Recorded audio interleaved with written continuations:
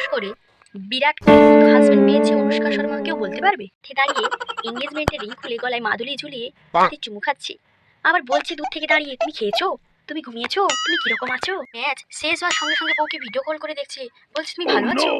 আমি তো কনফিউজ হয়ে পড়ছি, আচ্ছা মাঠে দাঁড়িয়ে ভিডিও কল করছে কেন, সাইডে গিয়ে তো ভিডিও কল করতে পারে। লোকটা এত বিজি, তাও সময় পেয়ে যায় ওকে কল করা।